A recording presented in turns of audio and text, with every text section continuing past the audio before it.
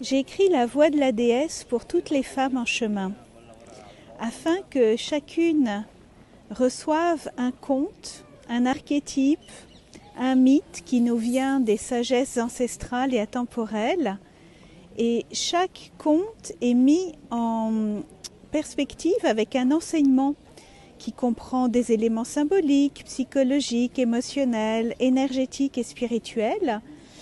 Et chaque enseignement va être synchronisé avec l'énergie du mois parce que la voix de la déesse vous accompagne pour chacun des mois de l'année avec une facette qui est déjà en vous et qui ne demande qu'à se déployer, qu'à s'épanouir. Et chaque archétype fonctionne avec l'énergie d'un mois. C'est ce que j'ai remarqué au cours de mes 25 années de recherche et de pratique avec les mythes, les contes et les archétypes, et l'énergie de la vie que je pratique avec le Qigong et le chamanisme.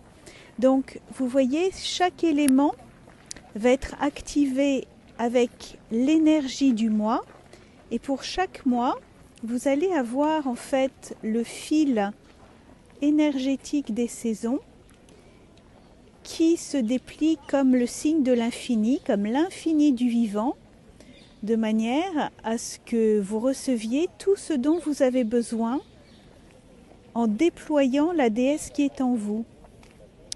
Et la troisième partie de la voix de la déesse, c'est la magie au quotidien. Ce sont des rituels qui ont été créés spécifiquement pour activer l'archétype que l'on travaille.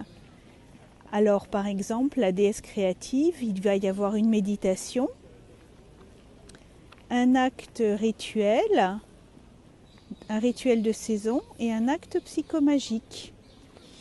Et évidemment, vous l'avez remarqué, pour chacun des archétypes, il y a un travail archétypal avec les illustrations de Camille Cabane, qui en fait est une illustratrice, une créatrice, et qui est surtout une femme qui a suivi les ateliers Voix de la déesse avant que cela devienne un ouvrage.